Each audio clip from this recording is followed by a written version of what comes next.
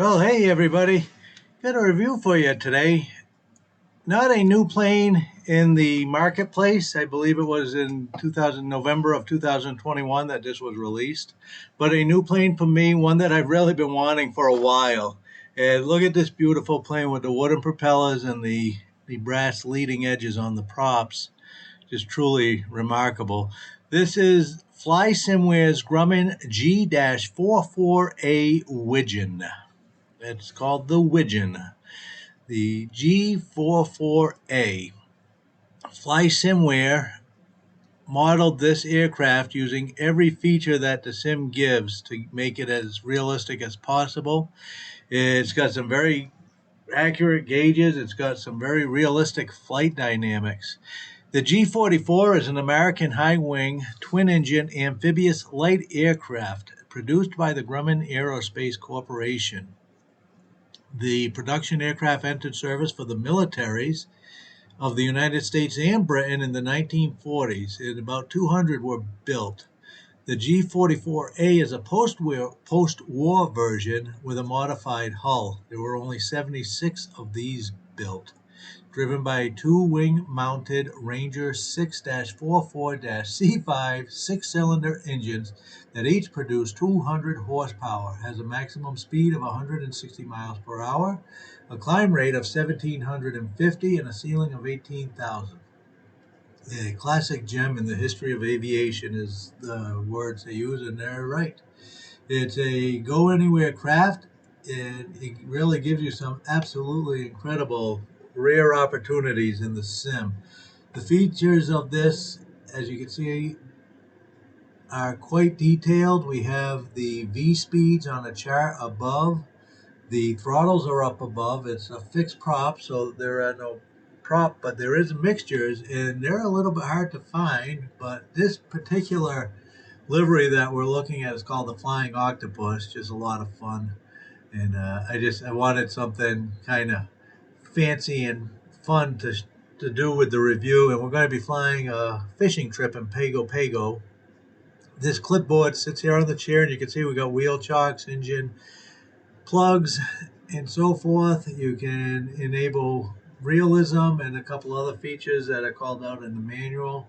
A lot of steam gauges, fairly new avionics, obviously, with the radio stack and so forth. Really a very, very nice plane. So I'm anxious to get outside with it and check her out.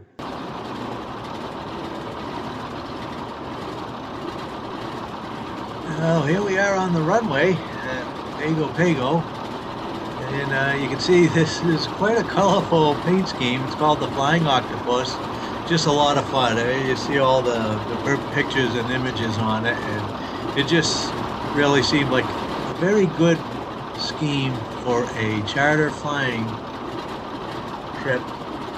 Some fishing locations around the island of Pago, however you want to say it.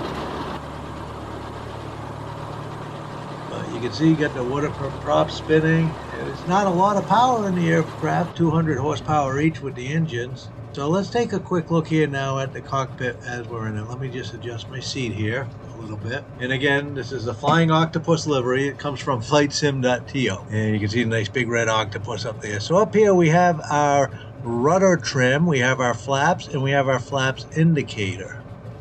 Here in the middle we have the V speeds. As you can see, we have our ignition switches.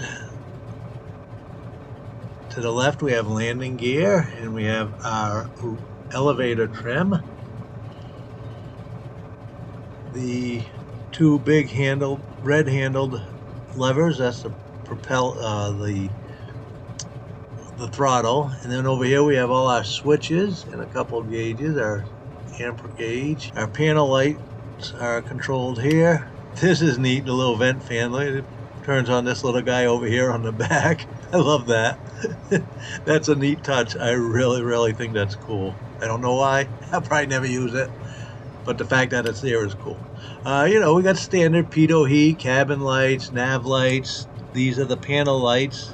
Kind of weird. You notice I can't unless it's just line VR, but I can only line up on the back. However, the back turns the front as well, so maybe they're tied together. I don't know exactly how the lights work in here. We got an opening window, which because of its design can open in flight. We have a red panel light here, which you can turn the dial on the back. Now down below here we have our ELT, we have air vent, battery, avionics switch, normal steam gauges, landing gear, indicator lights, the radio panel. Down below we got the carb temp and the fuel gauges. And there's a bit of an autopilot there. If you notice, you see AP and heading and nav, and we got the normal gauges. And then I love the decal over there, psychedelic experience. I was focused on it, now I can't even see it. We have the luggage door that opens up, and we can see in there. I'll try and bend over and take a look. It's kind of hard. I got some things here on the side of me that I can't see with my VR headset on, and I bump into them. Trimmed down rudder pedals over there on the right. Got that to remove the yoke. Here's the clipboard again, and I can't really see. Let me zoom in this way. Okay, so we got wheel chocks, engine plugs, and the tie down. You can enable realism options, and then the hydraulic system. I love the seat backs. I love the cloth pattern, and then the octopus on them in the purple. Really neat. So back here we have our carb heat on the right, and these are in the middle on the left and right of the center console. Those are the mixtures. They're a mixture. Very inconvenient place in this airplane. But yeah, that's where the mixture levels are behind you, so kind of weird. All right, so I think that's everything. So let's go ahead and take off. So the tail wheel is locked. That always helps on these, at least until that tail wheel comes up off the ground. But in the initial rollout, it's very useful here. So we got a VR of 61. Handles quite well going down. Not a whole lot of torque, but you don't get that quite as much with the two props anyways. They kind of counterbalance each other. All right, lift off at right speed.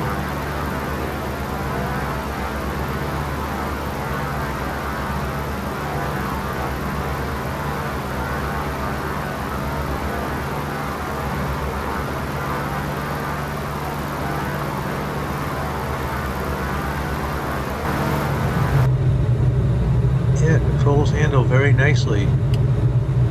I enjoy flying this.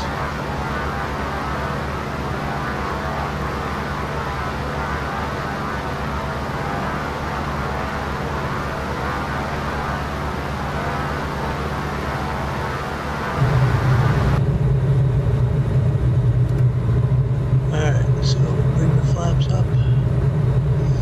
Gear up. I'm going to fly up here and going to take a left right into this little harbor up here on the left. The island of Pago. I don't know which way to say it, so I'll say it both for now. But we're going to test out the water landing capability. Obviously, it should be very good at that. The question is how well it handles doing that.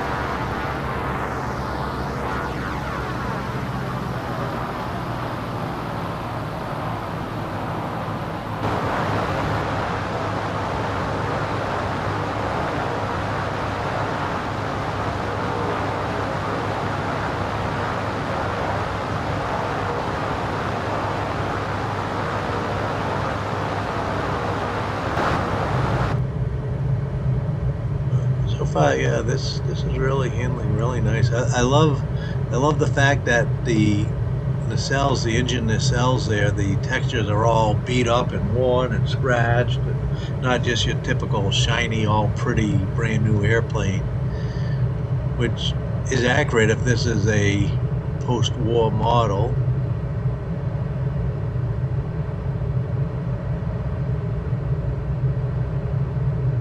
Now in VR I don't take advantage of it, but there are full 4K textures with this. The environmental sounds, all the sounds are produced using game industry standards, and obviously I'm getting some of this stuff off of their website. I don't know these facts by memory, but the high quality pilot and co-pilot, windshield rain effects, exterior icing effects, the parking mode with the chocks and the tie downs and the engine plugs.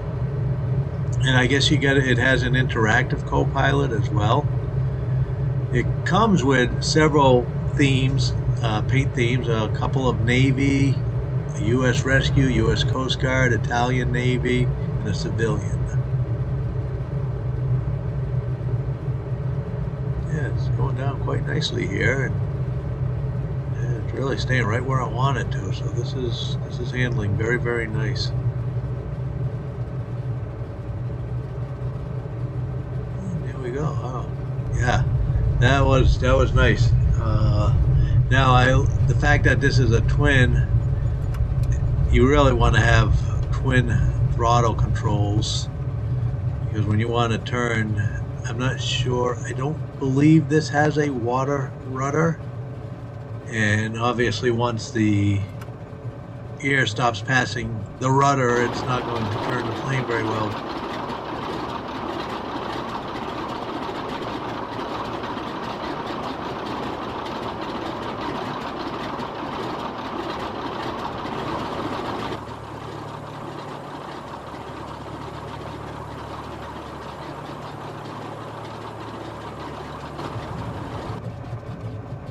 But with the two engine controls, as you'll see when we get ready to take off, I'll just turn around by increasing the right engine nacelle power and spin us right around, and we'll take back off.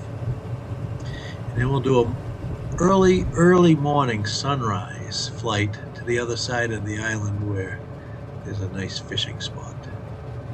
So yeah, this is a nice little harbor here. Really, yeah, I like the plane. I like the view out the windows. I like the larger windows like this that just let you see everything. I love being able to land in water. It opens up the whole rest of the world for you. Be able to fly and land. So yeah, so you saw me spin around there with the engine control, and now we'll get it going, and we'll bring the other one up, get them in line here. Now this plane doesn't have it, but the Beechcraft 18 Beech Twin has a spectrograph on the gauges that'll tell you when your left and your right engines are in sync, and it's very, very helpful for flying the twin. Alright, flaps up. Yeah, beautiful. Alright, well there you go, and now we're going to say goodbye to the daytime flight, and I'll see you again morning for an early morning charter flight to a fishing spot on the other side of the island. See you shortly.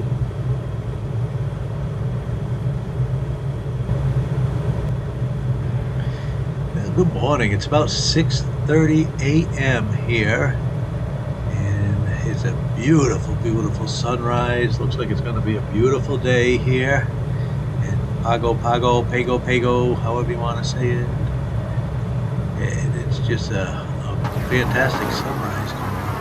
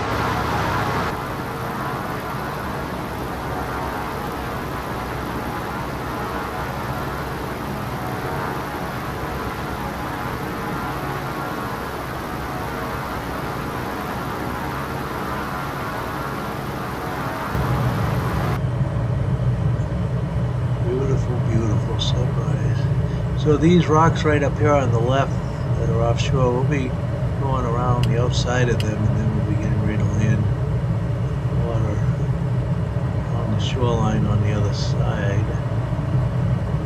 Not at them, but using them as a marker. Fantastic plane. I'm going to really enjoy flying this.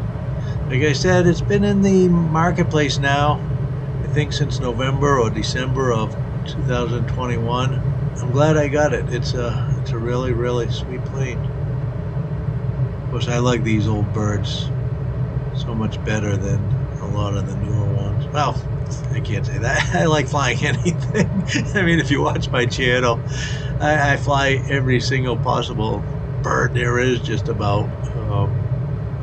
Not a big fan of the heavies. I used to like to fly the 727. That was a fantastic jet. I just love that. The DC-9, I love that one. Those were great. The 737 I liked a lot, but the 727 was my absolute favorite for big heavies.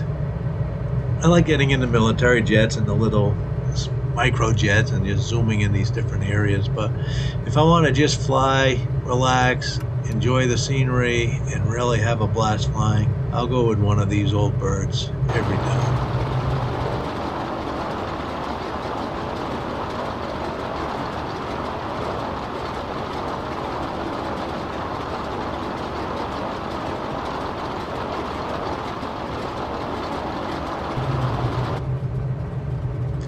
Well, we're getting close to landing here, and thanks for watching. Hope you enjoyed the flight, and check the plane out. It's really good. Really nice plane. Flysimware's Grumman G-44A, the Widgeon. We will see you in the skies.